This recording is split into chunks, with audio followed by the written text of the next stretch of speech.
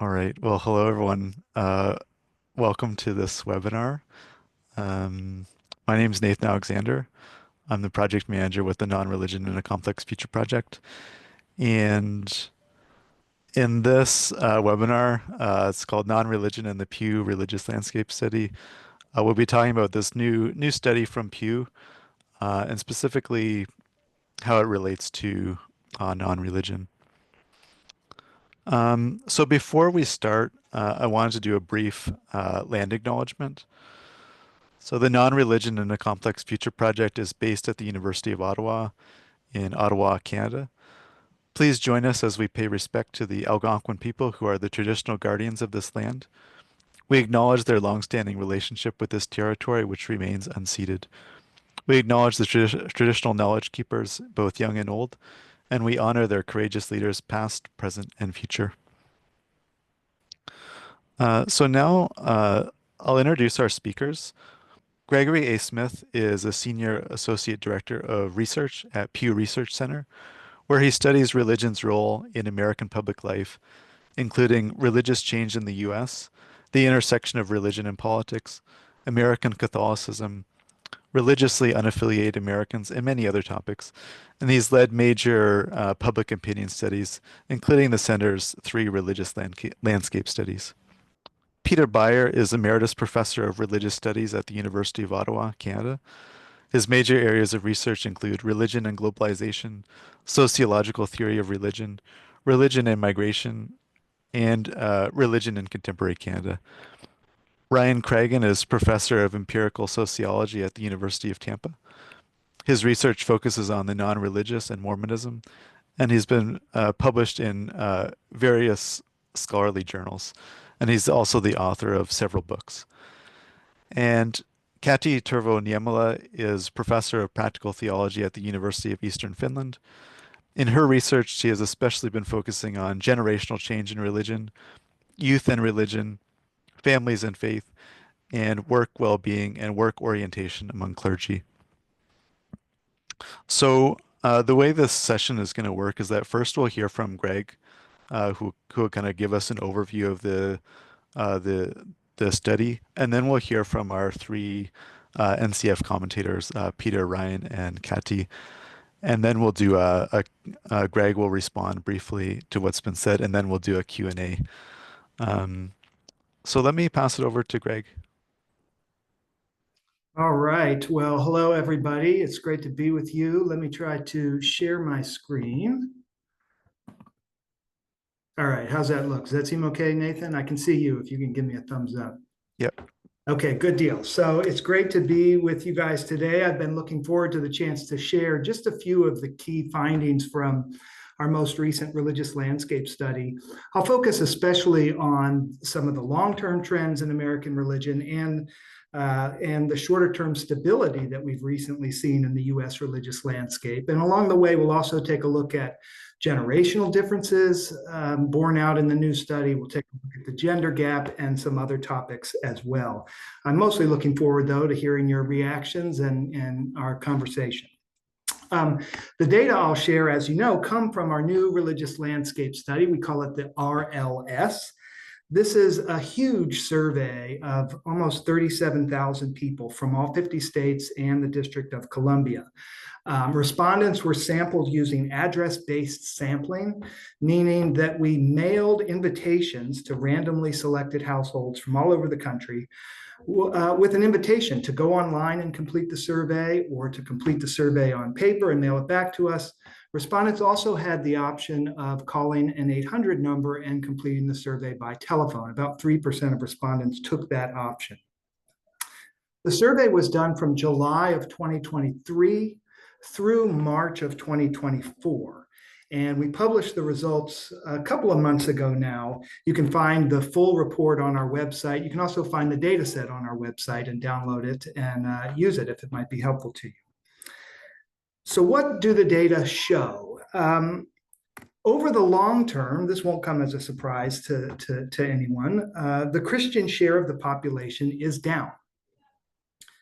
62% of respondents in the new RLS are Christian. That's down from 78% in 2007 when we first did a study like this. Over the same period, the religiously unaffiliated population has grown very dramatically. And in the new survey, about 3 in 10 people are religiously unaffiliated, describing themselves as atheist or agnostic or simply nothing in particular with respect to religion. That's up from 16% in 2007. But while the Christian share of the population is down, and the religiously unaffiliated share is up over the long term, more recently, the Christian population has stabilized and the religiously unaffiliated have plateaued. And this might be a little bit more surprising. It was certainly striking to us. At Pew, in addition to the RLS, we've conducted annual benchmarking surveys since 2020. We call these our National Public Opinion Reference Surveys, or NPORs. And the NPORs are a lot smaller than the RLS, but they use very similar methods. So they provide a good point of comparison. And if we look collectively at the NPORs and the RLS, we see the Christian share of the population has been pretty stable between 62 and 64% since 2020 or so. And we see the same kind of stability for the religiously unaffiliated. After that sustained period of growth, the size of that group has been pretty flat over the last several years, mostly at around 28 or 29%. So that's one of the big takeaways of the new study and the center's other recent work. Recent stabilization within American Christianity amid a much longer period of decline. But the data also show that some of the factors that have driven the long-term declines in American religion are very much still in place.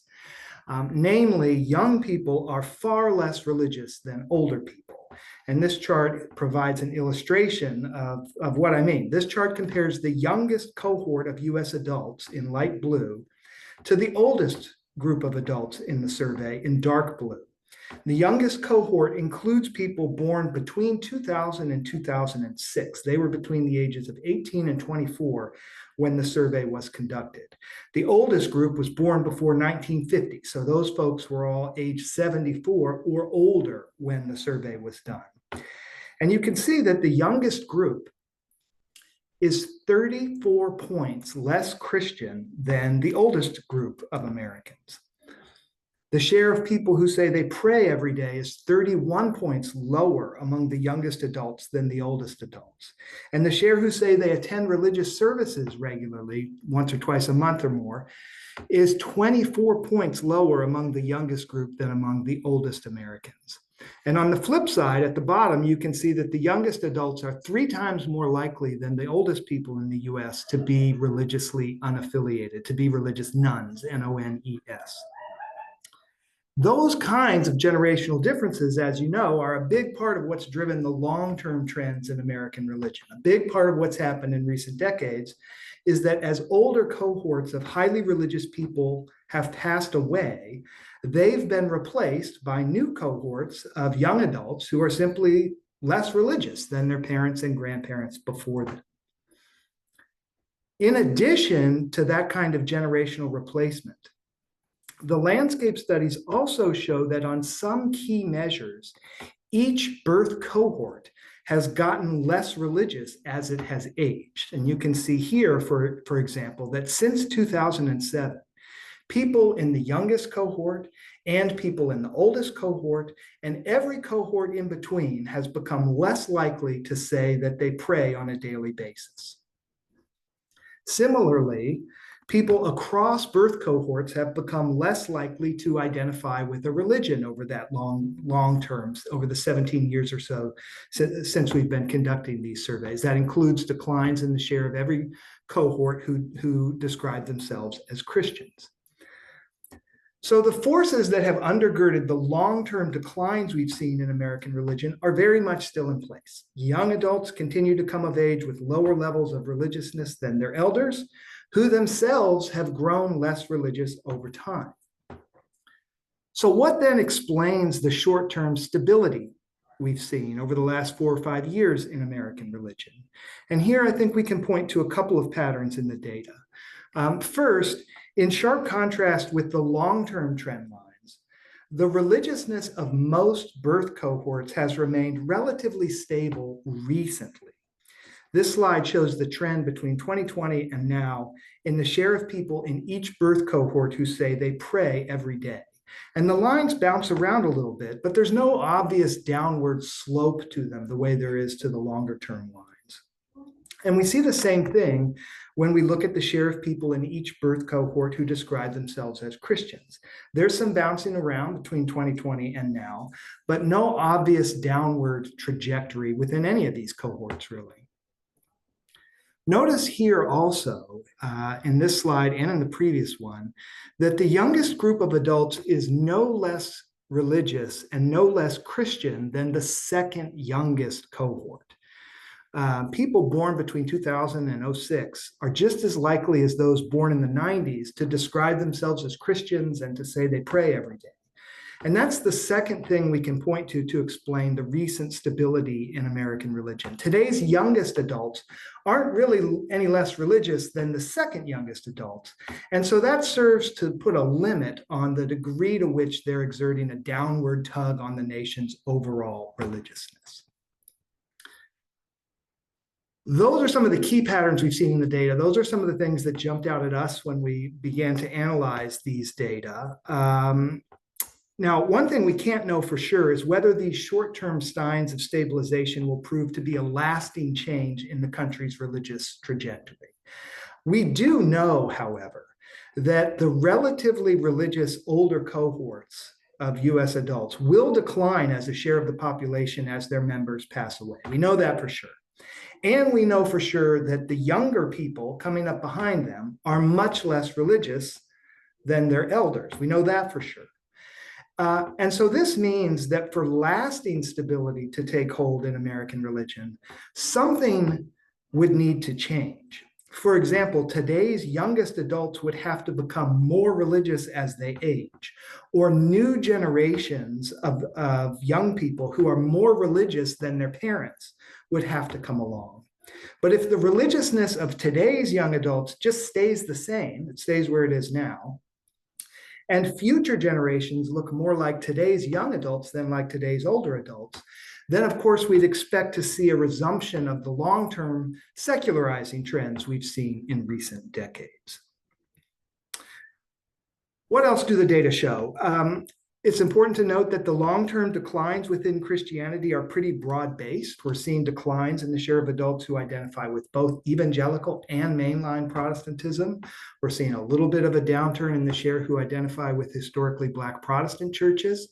The Catholic share of the population is also down over the long term, though it's been pretty stable over the last decade or so. There is, not surprisingly, a clear connection between people's religious upbringing and their religiousness as adults. Simply put, people raised in religious homes are a lot more likely to be religious themselves as adults than people raised in non-religious homes. But having been raised in a religious home is no guarantee of growing up to be a highly religious adult. And furthermore, the data show that the persistence or the stickiness, if you will, of a religious upbringing seems to be declining. This chart looks just at people who say they grew up attending weekly services in families for whom religion was very important, and what share of them still say today they're highly religious in those ways. And you can see that the stickiness or persistence of that kind of highly religious upbringing is much higher among older people than it is among the youngest adults. The survey also shows that a lot of people switch religions between childhood and adulthood. And overall, Christianity loses far more people than it gains through religious switching. There's something like 6 former Christians in the United States for every 1 convert to Christianity. And the numbers are especially lopsided for Catholics. And when we look at the religious nuns, we see the opposite. The religiously unaffiliated gain far more people, if you will, through religious switching than they lose. One interesting finding that's gotten some attention is that while historically women have been more religious than men in the US, the gender gap shows signs of shrinking. For instance, the share of women who say they pray every day is now 13 points higher than the share of men who say that. And that's a little bit narrower than we observed in 2007 and 2014. And when we break it down by age, we see that the gender gap is narrower among young people than it is among older people. Among the youngest group, there's often little or no gender gap, but there tend to be big gender gaps in American religion among the oldest people. Now, why is that happening? It might be tempting, and I've seen some suggestions out there that, well, maybe men are becoming more religious and thereby catching up with women, and that's why the gender gap is narrow. But that is not what's happening at all. In fact, it's just the opposite. Over the long term, both women and men have become less religious. And the decline in religiousness has been, if anything, a little bit faster among women than among men. And that's how to understand the narrowing of the gender gap in American religion.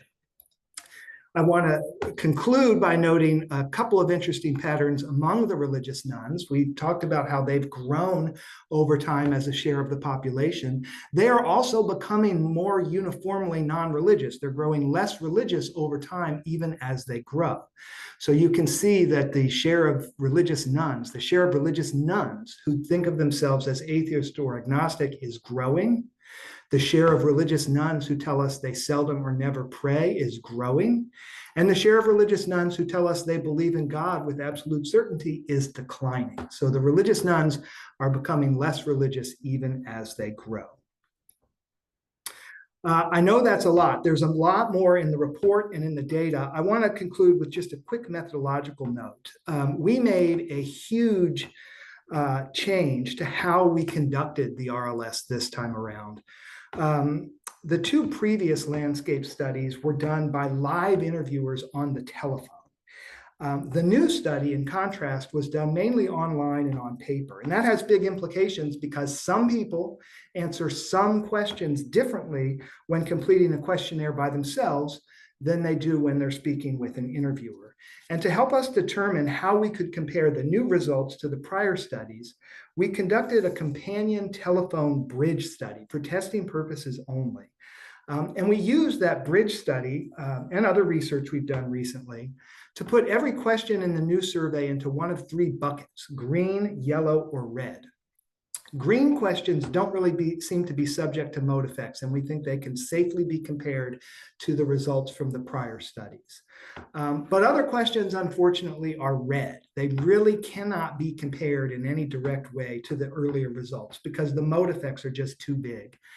Religious attendance was the most painful of these. We cannot compare rates of religious attendance from the new survey to the old studies because of the size of the mode effects. And then there are a bunch of questions that are yellow. They show some evidence of mode effects, but not a huge amount, and they're sort of they exist in sort of understandable way that allows us to at least draw some cautious comparisons. And I say all that because you'll see in our report and in the online database that we have paid a lot of attention to how we discuss trends over time. We've tried to be crystal clear about which questions are green, which are red, and which are yellow. And sometimes that can make it difficult to declare whether a trend on this or that question is up, down, or sideways, and that's frustrating. But we hope this approach kind of helps people make responsible use of the data. I'm going to stop there. Thank you for your attention. I'll look forward to our conversation. All right, Greg, thank you so much. Lots to think about. Uh, Now we'll hear from our panelists or commentators. First, Peter Beyer. Hello, everybody. Well, like Greg, I mean, I find the most fascinating thing about this more recent survey is that it raises the possible question of are we finally reaching a point where present trends are not continuing, which is what one always has to take into consideration. And especially in this question, because by and large, the entire research field in temporal terms is post-Second World War. And so one of the questions, the big question that I have, and that Greg has addressed, unfortunately, he's been very, very honest. And the answer to my question is, well, we can't be sure. And that is, does this the most recent survey really indicate that present trends are no longer continuing or are even in the terms of leveling off as opposed to continued decline, let alone a reversal of religious fortunes, so to speak.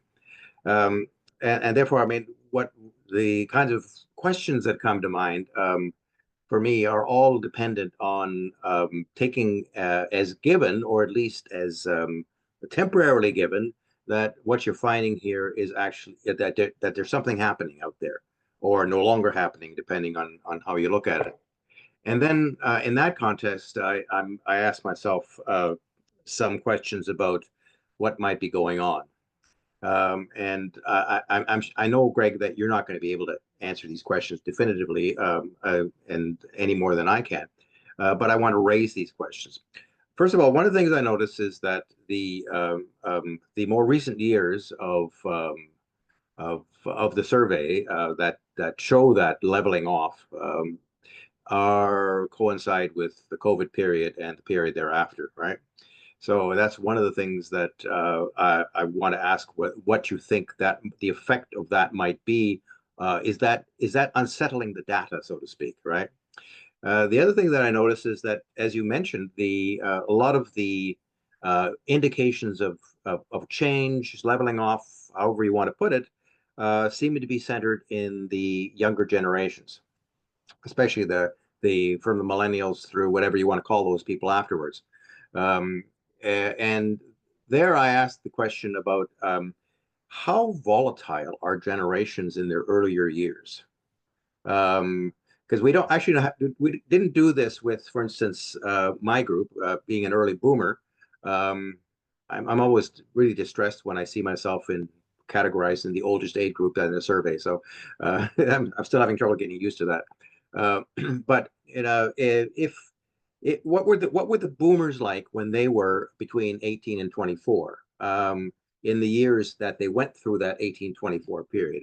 Do we have any data that shows whether they were steady, volatile, what have you, during that particular time? And in that light, is one of the factors, or one of the factors that we have to be looking at from here on, is how these more recent generations will settle down, if that's an appropriate term to do. The other aspect that, and this is, you have to understand that I'm an inveterate generalizer and theorist, right? I quickly retreat to the macro, where I feel the most comfortable. And then I ask myself, if these data, or the results that you're finding in this most recent survey are indeed indicative of that the present trends are not continuing, that we are entering a new time of, well, uncertainty, or at least, we don't know where it's going, but it's not going where it used to be. What might be behind that? And here is where, I mean, as a person who, lives up here in Canada, actually it's down in Canada from some parts in the United States, but the thing that we always do is, okay, well, this is the United States. What is happening elsewhere in comparison? I mean, I think we're past the point of American exceptionalism, but we're certainly not past the point where the American situation is particular and has its own peculiar characteristics, which are not necessarily repeated in any other region or any other country. So that's also the question that I ask myself, for which I have no answers for these things, because your research is kind of unique, right? The ability that you'll be able to do this longitudinal thing over 20 years is rather unusual, at least at this level, this fine-grained level. And so I ask myself whether, well, are we finding similar kinds of things in other countries, or is this a peculiarly American uncertainty that we're looking at? And if it is, why? I think of, for instance, as I was looking through the report, one of the things I thought about was that context matters, and it's not just the generational differences that we have to deal with. It's all, you've got things like the usual American racial categories in there. And there I ask myself, I mean, are the demographics of these groups changing? And does that have anything to do with with these kinds of seemingly changed circumstance that we're looking at. We know that you've got the classified, the whites, the blacks, the Asians, and well, a couple of other small groups, but the smaller groups that Hispanic, of course, that you have kind of different kinds of trends in them, whether they go in a different direction or in the same direction. But we don't know what proportion of the population these people make up. If the portion of Christians in the United States is changing, how much is the proportion of shall we call it whites versus non-whites, just to be kind of general about it? Is that changing? And then the other question I have, and comes out directly out of the kind of research concerns I have, I mean, is where is the population growth happening in the United States? We know that the population is growing in certain states much more than others. For instance, California declining a bit, Texas and Florida are increasing, and that kind of thing. Is that having an effect on it? And then if the United States is like Canada, then the bulk of the population increase overall is going to be the result of immigration and not of natural increase. And therefore, that then raises the question of whether in this data somewhere there is a kind of an immigration factor that might also be having an effect. I think I've raised enough unanswerable questions that I think I'll just stop right there.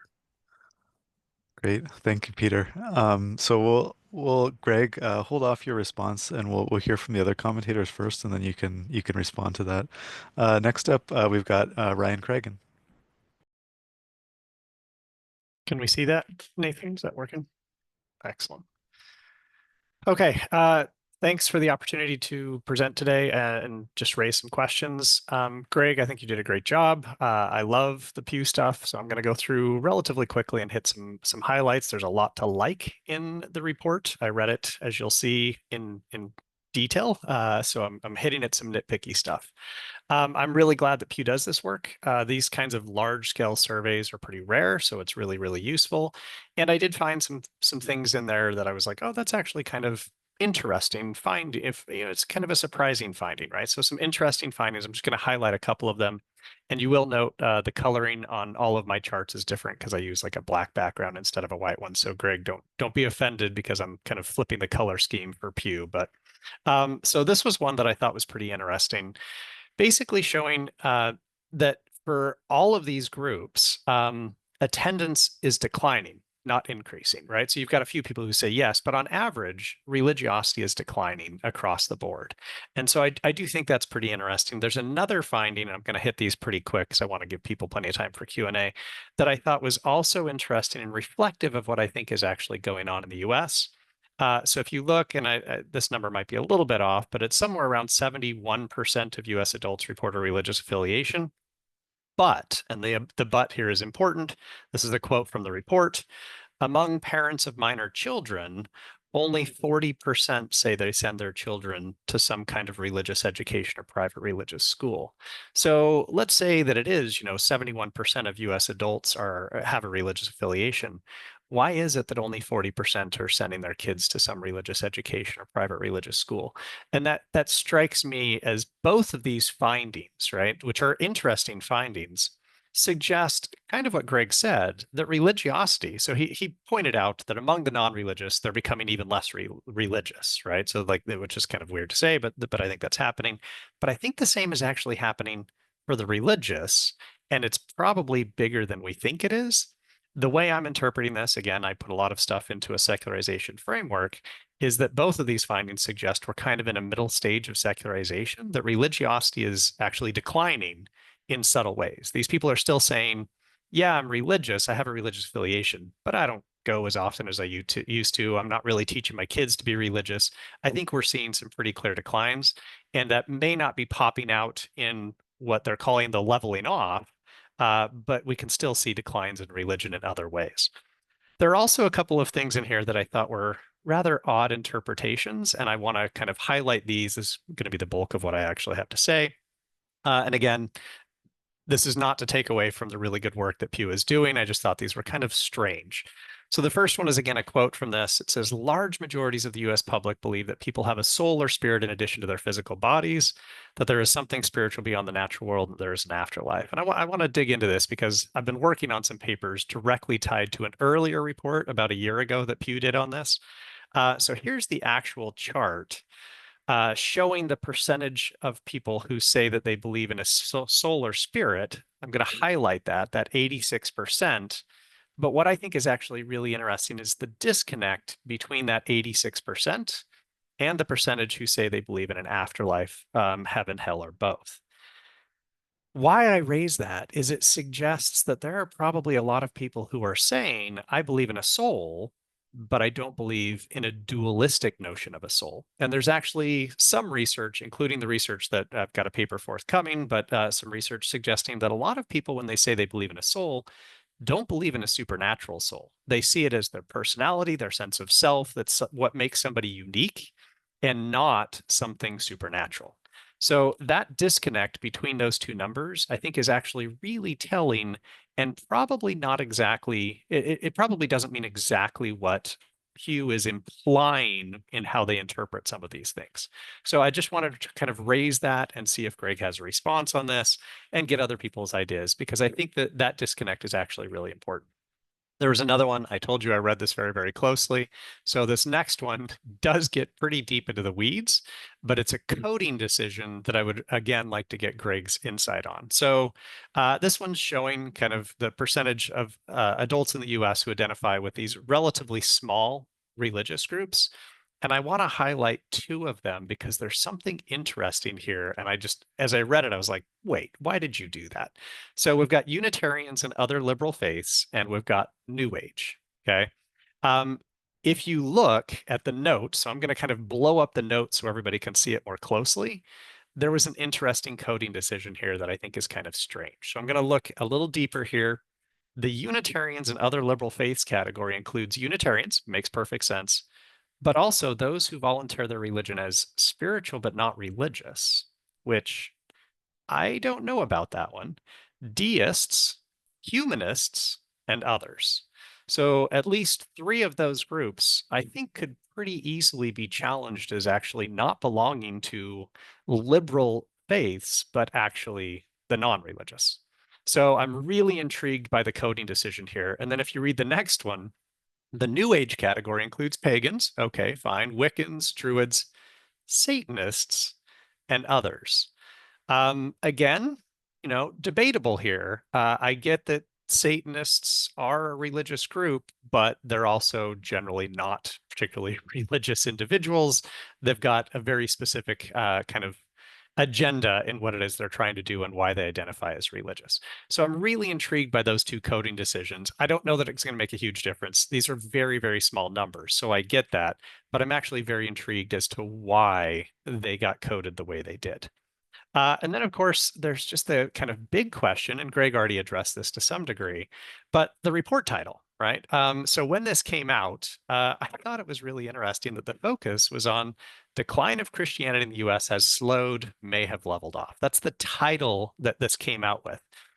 I hope this was not a clickbait title, right? I don't think that was the intent, but it was interesting that that becomes the focus, even though the data seem to suggest that something else is definitely longer term trends are suggesting something else. Greg already highlighted this, right? But there's also a bit of a disconnect when we look at it. Christians are losing more than they're gaining, and the religiously unaffiliated are gaining more than they're losing.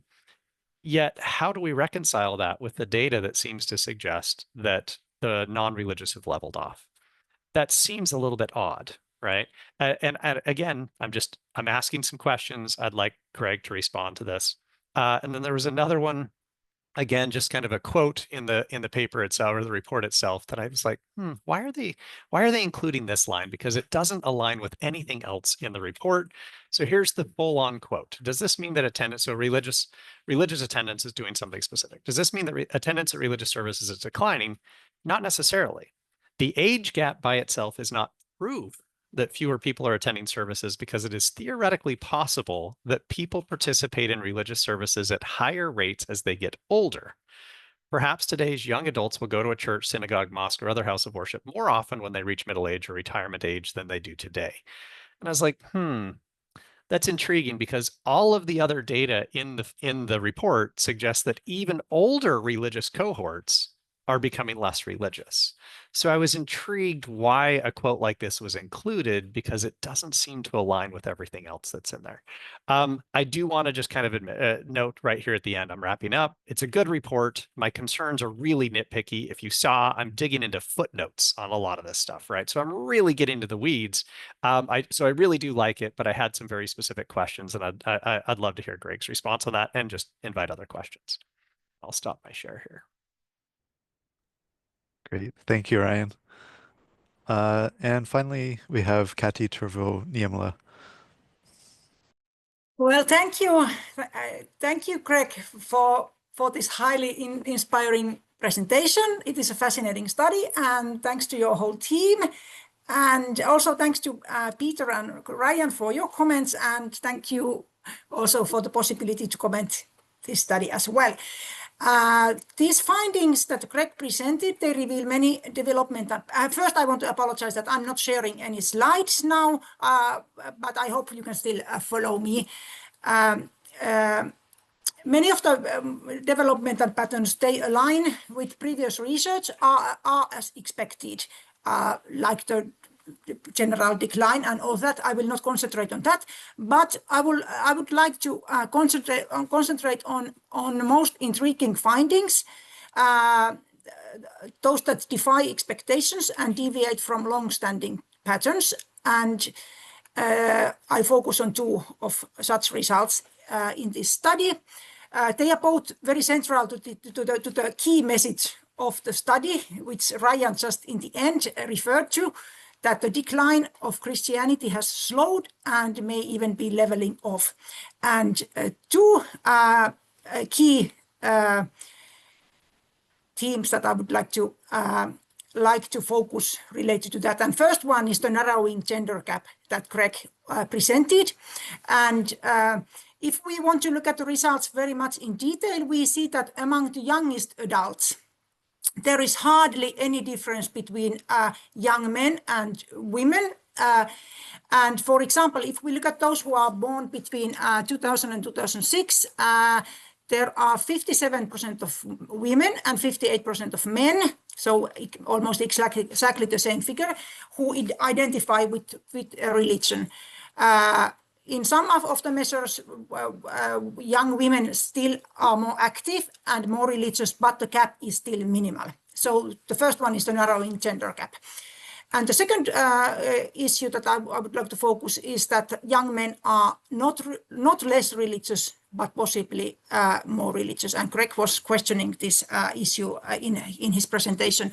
And we see in the study that among men, the youngest age cohort is not less religious than the previous age cohort, but it is in some measures quite the opposite. For example, 58% of these young men, they identify with religion compared to 54% among the previous age group.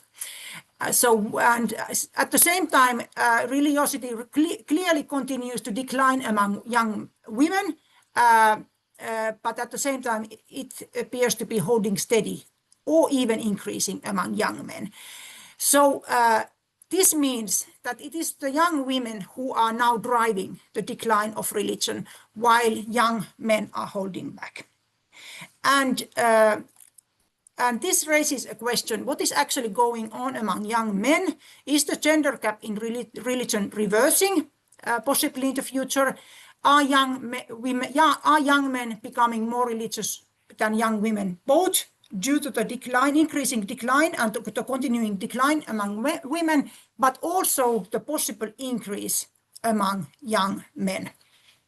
Our findings in Finland and also in the other Nordic countries suggest a similar shift.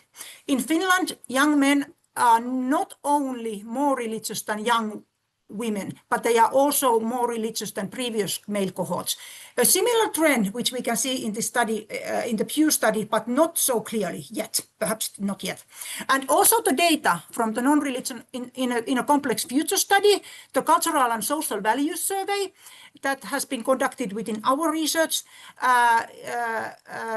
group shows this trend. And not only in Finland, but also in Argentina, Australia, Canada, and Norway, young men are more religious than young women. And only in that data, only in the US and in the UK, Brazil did the expected pattern persist where young women remain more religious than young men. And this is a research result that people tend to feel unpleasant with, because this is contrary to what we are expecting. And this raises a broader question. Is this shift occurring more widely across the Western world? In Finland, the data supporting decline in religion among women, but no decline among men, but an increase among them is so strong that we are no longer asking if this is happening, but we are asking why this is happening. Why are young men increasingly drawn to Christianity? Let me briefly touch on 3 questions and some insights from our ongoing research project funded by the Research Council of Finland. We have just started this autumn, last half a year ago, Religion, Meaning and Masculinities, Religion in the Lives of Men in Finland. 3 questions. First one, to what extent is this trend linked to a more conservative orientation among young men? The Pew study notes that religious decline is sharpest among liberals, while religiosity remains more stable among conservatives. There is hardly no decline among conservatives. In Finland, we see a clear change in women's orientation so that young women are increasingly liberal, while there is hardly no change among men. They are as conservative or as in between as older men. Secondly, how do changes in the safety environment influence religion? To what extent is the increase in security in the world, economic instability, war, for example, in Ukraine, the climate anxiety, to what extent are they contributing to the current trend? And 3, what is the role of social media in this shift? And we have conducted qualitative interviews so far among 30 young men in Finland who are interested in Christianity. And the key themes they speak about when they are speaking about what attracts them in Christianity are, first of all, safety and security. They feel that that faith and religious communities are places of emotional safety, offering comfort, hope, and space for vulnerability in all uncertain times. Secondly, young men speak of permanence, traditions, and stability. Religion and faith are seen as a stable anchor in a world where everything else seems to change. Third, young men talk of religion as a counterculture and counterforce. They describe faith as a counterforce to both religious indifference and the dominant non-religious narrative in media and society. Some of them see non-religion as so last season. They also see that faith is a counterforce to both extreme liberalism and radical feminism and to extreme conservatism and toxic masculinity. And in addition, they talk of churches as places where male voices are still heard and respected, while in the society more general, they seem to be silent. They feel that they are often silenced. They talk of their personal crisis and search for meaning. The themes of forgiveness, hope, and grace are central to the attraction of faith. And they also talk of the role of social media, how it shapes their religiousness, offering both challenges and new opportunities for their religious expression. So, thank you. That's what I wanted to comment on. But thank you, especially to Greg and your team for your wonderful study. Right. Thank you, Kati, for your comments. Okay, I'm going to pass it back to Greg quickly to respond. I mean, there's a lot of issues raised. So if you want to, I was going to yeah, say, take I a few get minutes to the respond. rest of the time, right? I'm just kidding. I really appreciate those comments. There's a lot there to digest. I won't even try to answer all the good questions. I've tried to take notes of the comments, and I've sort of flagged a few for myself. And maybe I'll just try to hit those, and happy to continue the conversation later or offline.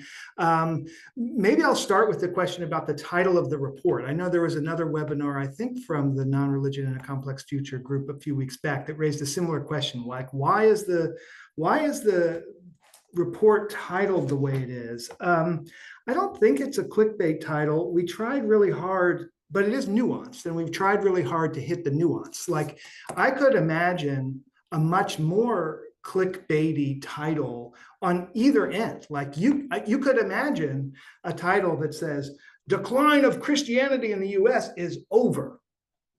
Full stop. Like, we could have said that. Alternatively, we could have said, latest religious landscape study, like the previous one, shows continued declines in American religion. And the truth is actually somewhere in between. And that's what we tried to hit with the title. And actually that process there that's literally the process that I went through mentally last summer when we were looking at these data. If all I was looking at was the 3 time points from the 3 religious landscape studies, the conclusion would be religion is declining and no signs of any change. Religion is down. If alternatively, all I had to work with was our 5 years of data, including the MPORs and the new RLS, and that's all I had to work with, I would say religion in the United States is perfectly stable. No evidence of change one way or the other. How can we reconcile all of this? And that's what we tried to do, and that's what we tried to kind of indicate in the title. Those are also really good questions about the coding decisions. They're hard. They're not easy decisions. Frankly, there's, I think I'm going to use the term correctly, a sort of inertia to them. So they actually date all the way back to 2007. If you want to measure change, you can't change the measure. So we kept the coding scheme the same. And back in 2007, we made the conscious decision, we're going to keep the nuns pure. We give people 3 chances in the closed-ended question to say they're not religious. We offer them the chance to say they're atheist or agnostic or simply nothing in particular.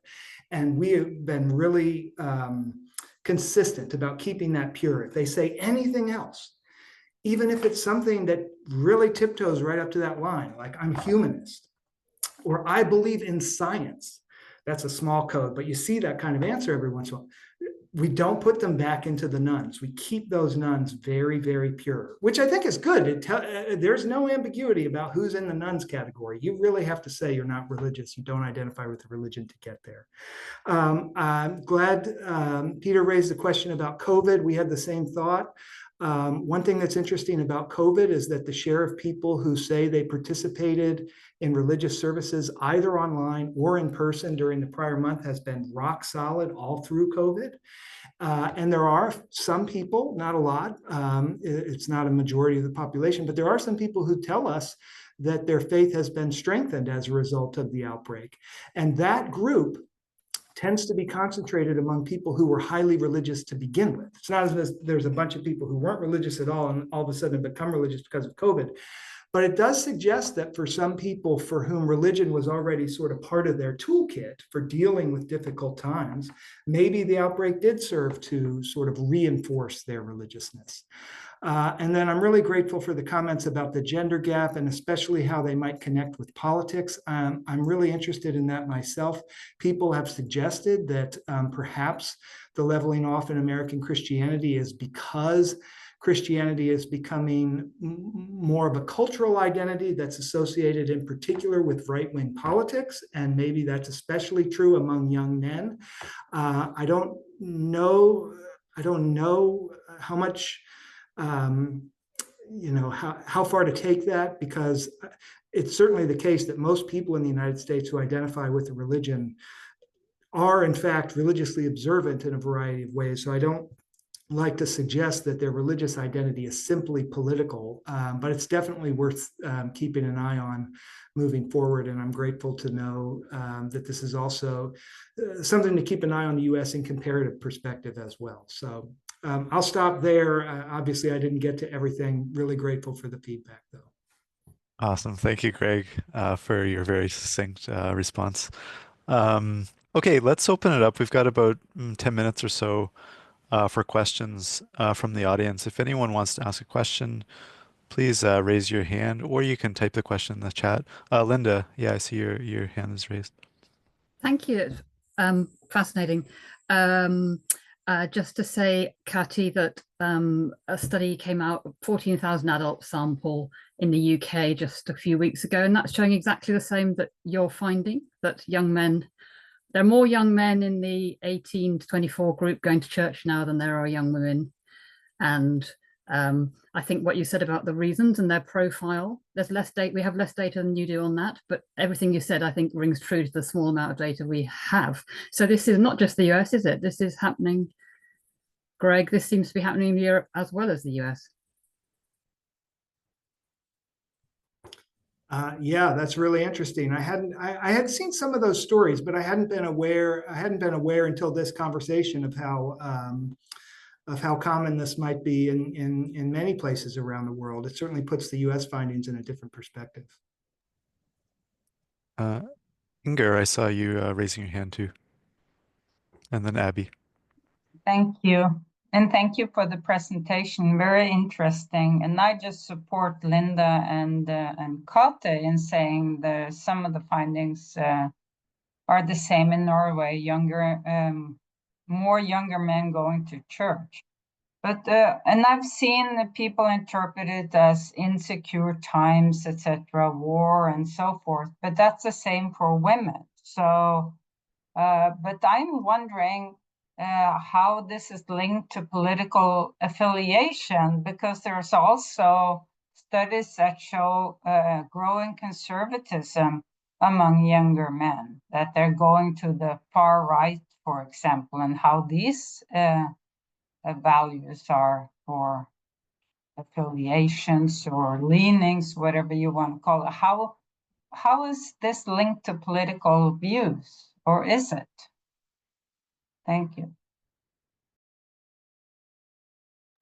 I think it is linked to political views. You know, we saw Kati mentioned that the declines in religiousness in the United States are much more pronounced among liberals. They're much more pronounced among Democrats than among conservatives and Republicans. I'll also say I think there's long been a tension in the Democratic Party in the United States, in which, to simplify, you have and it's way more complicated than this, but you have it's a diverse coalition, and it combines huge numbers of people who are not religious at all with many people, including many people from racial and ethnic minority backgrounds who are deeply religious. And I think that's long been a source of tension within the American Democratic Party. And, you know, whereas the Republican Party has been more uniformly religious over time. And so to the extent that there's been some movement in American politics among Hispanics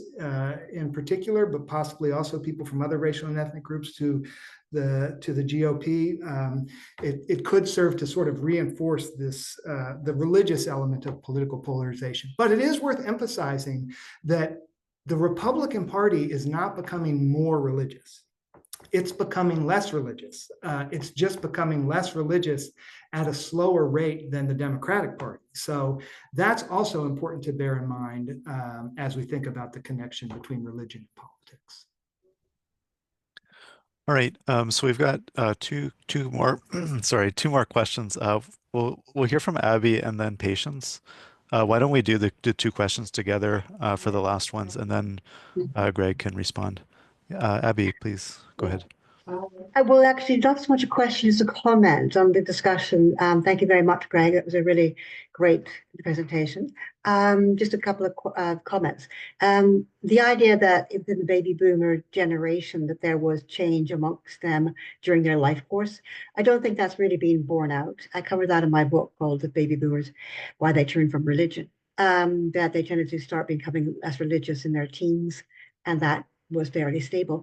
But just to ask if the questions on the survey can somehow be changed, because the supposed anomaly that says that people believe in the soul, and Brian made a very good point about what people mean by the soul, but nevertheless, that people mean by talk about life after death and the soul, but they don't believe in heaven and hell.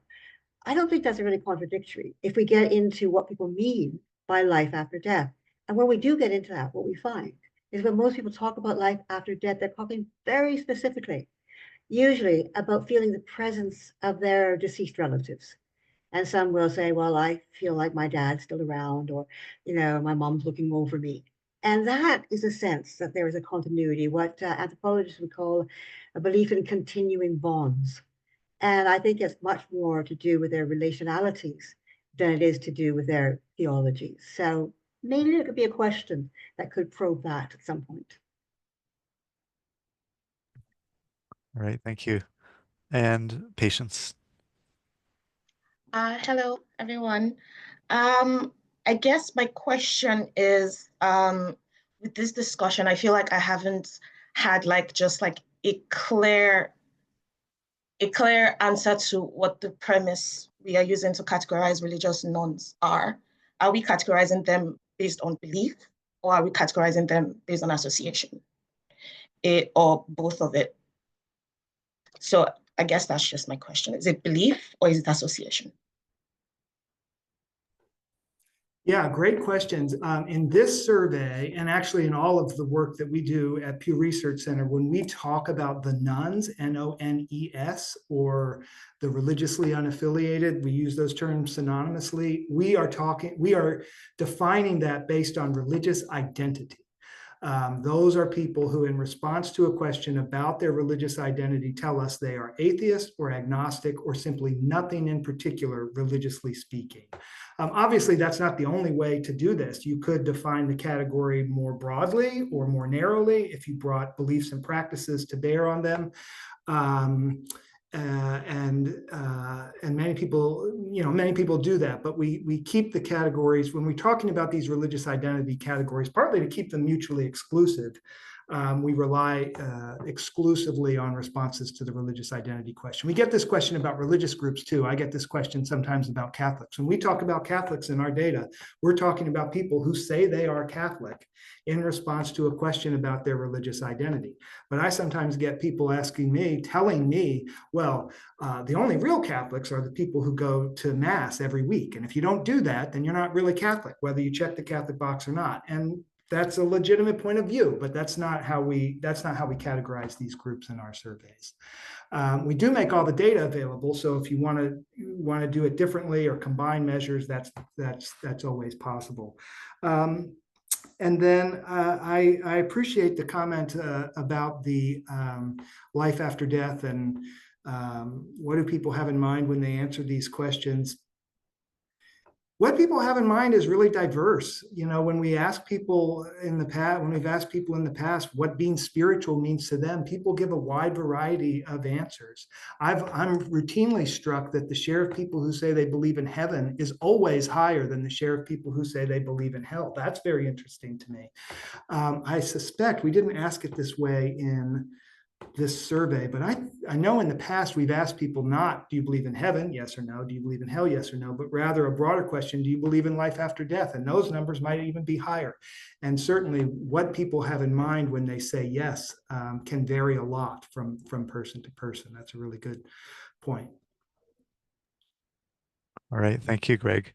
And I think I'll bring this webinar to a close. I just included some links here in the chat. One is for the Religious Landscape Study. If you haven't read it yet, you can check it out there. I wanted to highlight our next event as well. It's going to be a hybrid event. It's called Nonreligion in Brazil and Beyond, Emerging Approaches and Future Directions.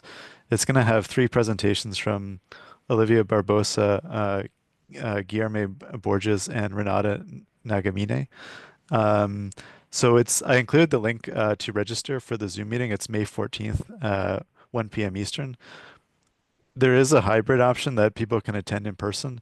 If you're in Ottawa and you want to attend in person, please send me an email because space is limited. And I also included a link to our mailing list in case you're not on it and want to get updates about our research and events. Otherwise, I want to thank Greg and then our panelists as well, Peter, Ryan, and Kati, and the audience too for your good questions at the end. So thanks so much and hope to see you all at a future event.